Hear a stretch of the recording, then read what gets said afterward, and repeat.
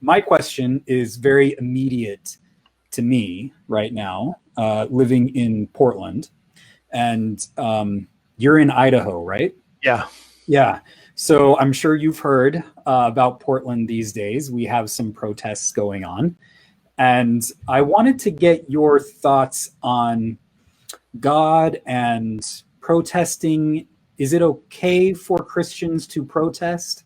What are your thoughts about that in light of what's happening in Portland? I realize you're not like in the belly of the beast, as they say right now, right? Yep. But just in general, what are your thoughts? Let me talk generally. So I'm going to talk about protest in the abstract and then maybe bring it down to Portland. In the abstract, every Christian ought to be a protester. Every Christian ought to look at the world and say, there's things that ought to be different. I'm against this. In fact, given my theology, God is a protester. Because given my theology, God's not happy with the things the way they are. God didn't cause them to happen the way they are, or even, in my view, allow things to get to where they are. God doesn't allow racial injustice, for instance. God doesn't allow the status quo. God is protesting against evil in the world, systemic and individual. So in the general sense, God's a protester. All Christians are protesters. In the specific sense, then the question comes down to, what does our protesting look like? How is it going to be played out? Does it mean me marching in the streets of Portland? Does it mean me talking to my kids a particular way, writing letters, sending money? There's all kinds of things we can do to protest. I've got my phone and it hearts all the way up while you were talking. And I'm so happy about that, because I've been saying something. You say it so much better than I. You're so much cooler than I am. But this is what I've been saying, people. So now you know that I'm not just making this up. Like, this is what Christianity is about. It's a protest movement.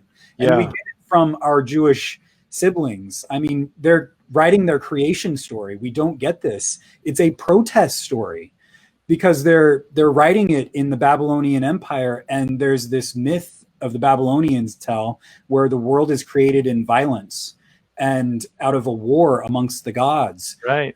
It's really exciting, and there's violence everywhere, and the evil god gets created, it gets cut in half, and that's how they make the world. So the world is inherently evil and violent, and our Jewish siblings go into this Babylonian creation myth, and they tell their alternative, which is a protest, which is so boring, so much more boring to read. But it's God speaking the world into existence. It's this non-violent story in the midst of a violent world, saying this is not how the world is supposed to be. It is good. It is not. It is good. It is good. And then it's very good at the end. I'm really happy you brought in that nonviolence portion, because I think sometimes when people hear the word protest, they think, okay, pick up some bricks and go throw it to the window down at the bank downtown. Yeah. Maybe there's a place for that, but I'm not advocating that.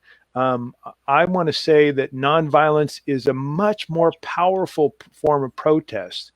I've been listening to John Lewis, who died recently. I've been listening to his talk about the civil rights movement and some of the programs or systems that they set up to train themselves to not respond violently when people did violence to themselves. And he talked about love, nonviolent love. That is, repaying evil with good instead of repaying evil with evil.